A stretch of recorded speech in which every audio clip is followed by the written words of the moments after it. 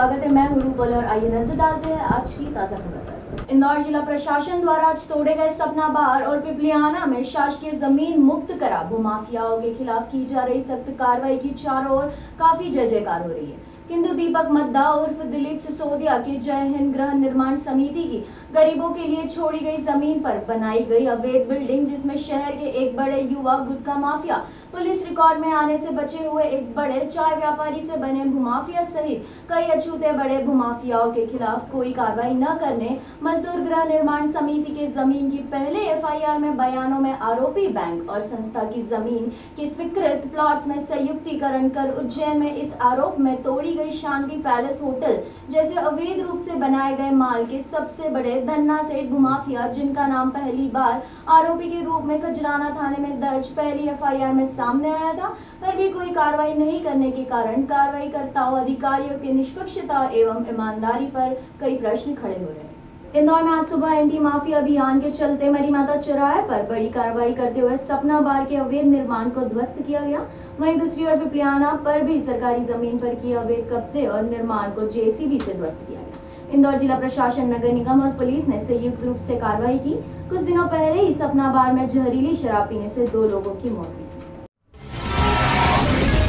सबसे पहले SS news द्वारा ही जय हिंद गृह निर्माण सहकारी संस्था एवं मजदूर गृह निर्माण समिति में शहर के सबसे बड़े भूमाफियाओं का पर्दाफाश किया था, जो आज भी सफेद पोश बने अधिकारियों नेताओं से बगलगीर हो रहे हैं। अधिकारी उनके होटलों में, मॉल में मेहमान नवाजी का लुत्फ उठा रहे हैं। देखिए एसएस की 3 मार्च 2021 पर जय हिंद गृह निर्माण समिति पर चलाई एक्सक्लूसिव रिपोर्ट। भूमाफियाओं द्वारा कॉलोनी बसाहट के नाम पर लोगों से उनके जीवन की मूल पूंजी लेकर प्लॉट आवंटित न करके उन्हें धोखा दिया जा रहा है। इंदौर महानगर में ऐसे भूमाफिया कॉलोनाइजर बड़ी संख्या में सक्रिय हैं और आम जनता को मूर्ख बनाकर ऐशो आराम की जिंदगी जी रहे हैं। ऐसे भूमाफियाओं के खिलाफ पीड़ित भी लगातार शिकायतें कर रहे हैं।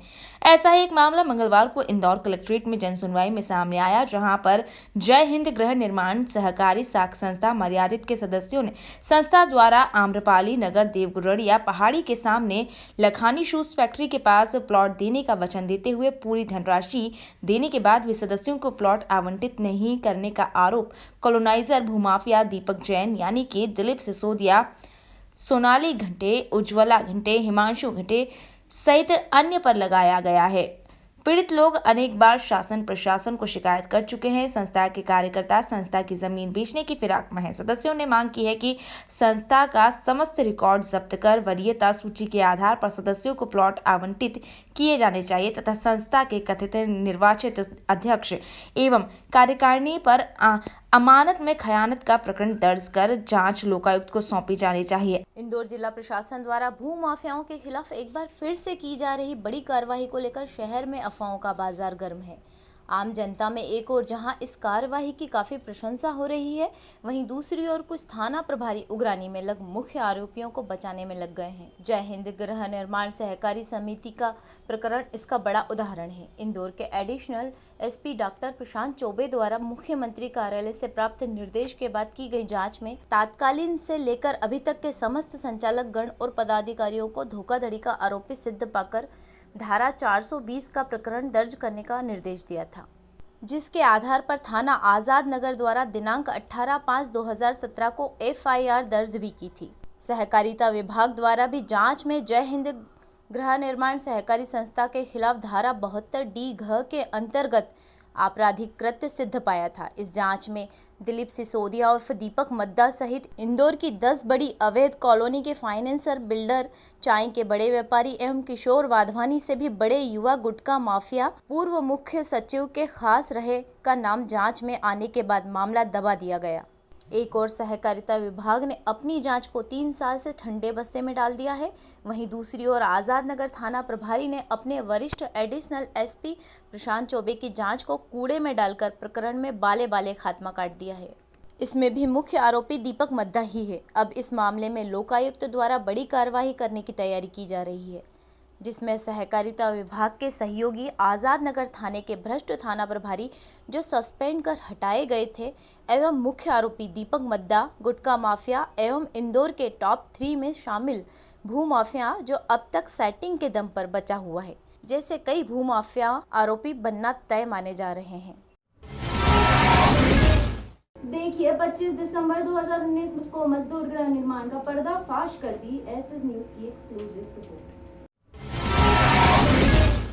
32 साल पहले मजदूर पंचायत गृह निर्माण संस्था द्वारा होटल रेडिसन के सामने पुष्प विहार कॉलोनी बनाई गई थी, जिसमें 950 से अधिक लोगों ने अपने आशियाना बनाने के लिए प्लॉट खरीदे थे।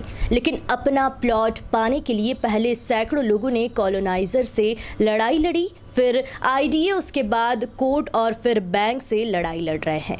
इस पूरी खबर को सबसे पहले सबूतों के साथ एसएस न्यूज ने ही उठाया था।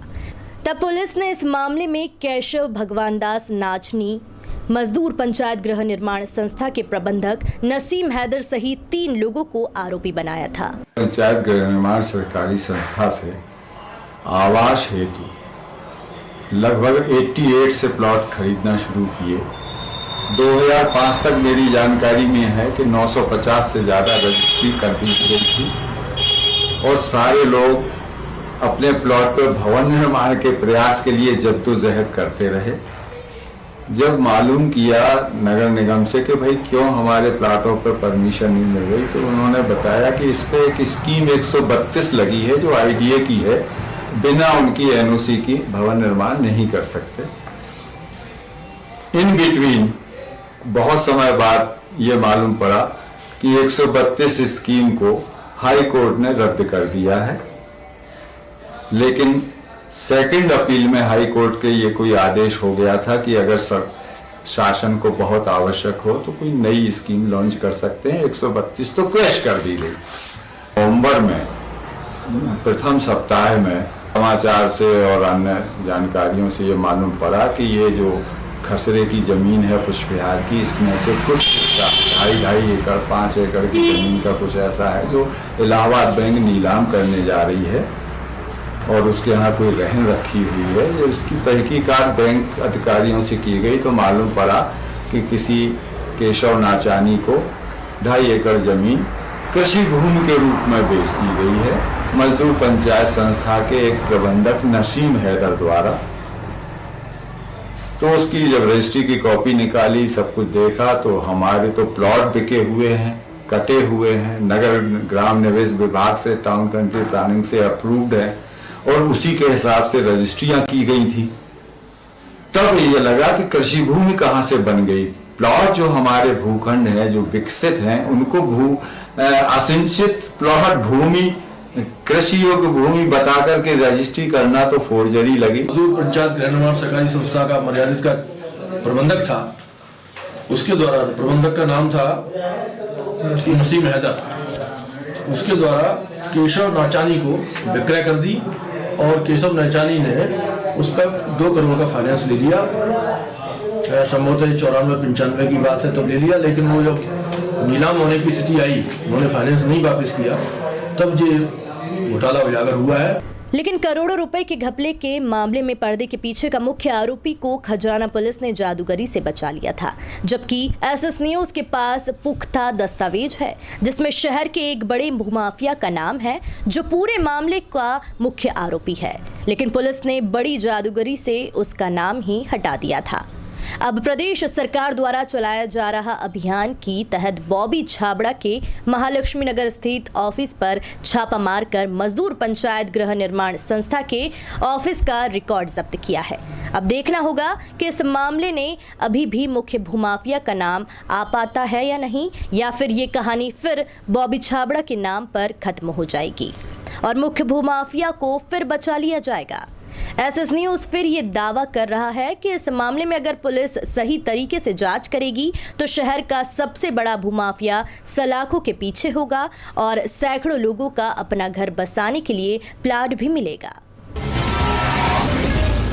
आगे भी इसी तरह ताज़ा तरीन खबरों के लिए बने रहिए एसएस न्यूज के साथ। धन्यवाद।